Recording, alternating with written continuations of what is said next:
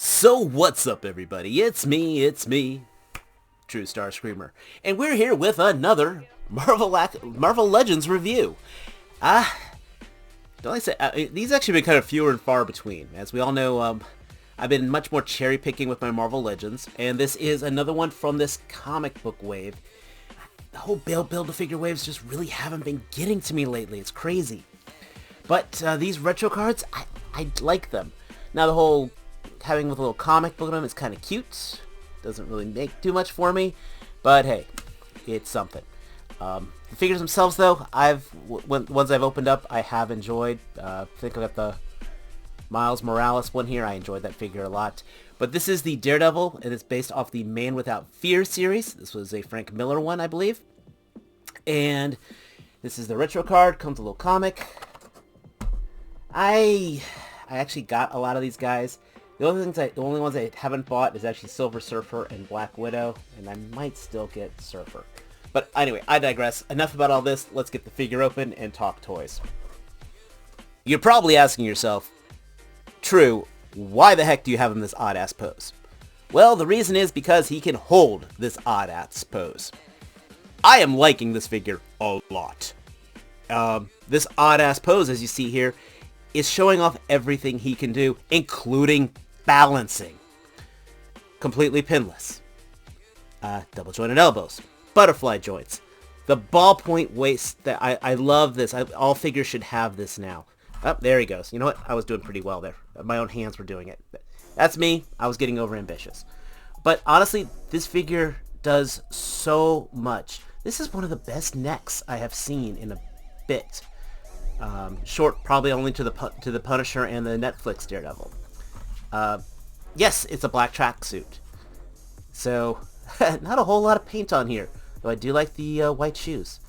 The blonde hair I know is a little controversial, but that is actually accurate to the art. We all know Matt's a redhead. Deal with it, suck it up, break out a marker. Butterfly joint, decent. I do not feel I need to do any kind of surgery on this. This is, honestly, I mean, maybe I could probably do the boil and pop to try to pop off the sweatshirt to give a little more ab crunch to it. But that's honestly it. This sweatshirt is a great sweatshirt. Got the kangaroo pocket right here. All the appropriate folds. Maybe I'll take the... Oh, okay, that's an add-on piece. I mean, maybe I could paint some silver on the ties if I wanted to. They actually painted the little metal rivets for the ties on the hood. That's actually pretty nice. So again, boring ass color scheme, but that is accurate to the figure. The only thing us to talk about really is the accessories right now, which are minimal but are pretty much near appropriate. Man, he holds that knee pose really well too, I have to say. I'm liking this figure the more I mess with him. But said accessories, very minimal. We have a new Billy Club, which is nice. Just simple one. Got a drawstring in there. It's white. Does the trick. We get the throwaway comic of issue 1 of Man Without Fear. Nice little mini representation. Nice solid stock on here. I think it's a neat novelty. I would love to get like a 1/12 scale magazine rack to put all these on. Then you got the hands. We get another fist, so you can have him beating up people. Appropriate. He's got an open hand here. Wouldn't have minded to have 2 of those, to be honest. Then we also get a trigger hand, which I don't really find useful, to be honest. I think I would have... Well, honestly, I would have liked another one of these hands. This is the comic book holding hand, but this is also perfect. So while this is made for holding the Billy comic here, you know, to have him sit there and hold his book, to be all meta, this is actually much better to hold the Billy Club.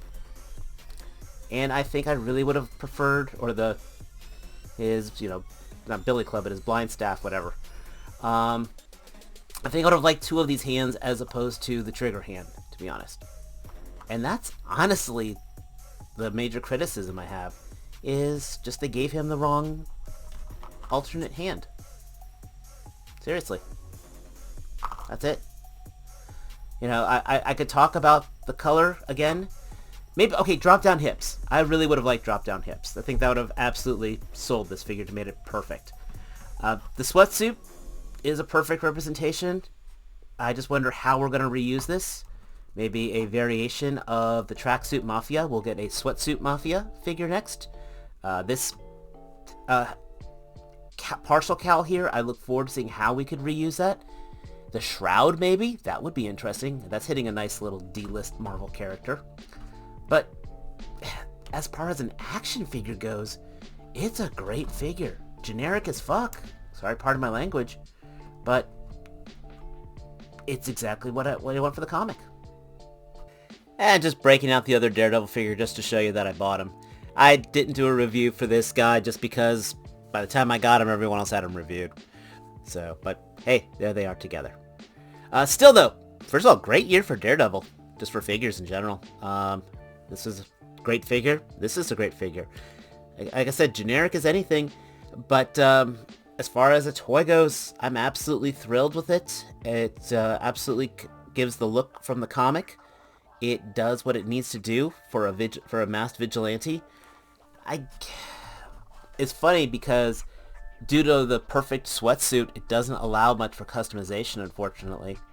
When I first saw this guy, I was hoping, I don't want to say hoping, I was wondering if it was just going to be, tampoed on pockets and things like that. Then maybe I can paint it to make it into something else. But it's not really much custom fodder, to be honest. Very curious how they're going to reuse this. The shoes look good.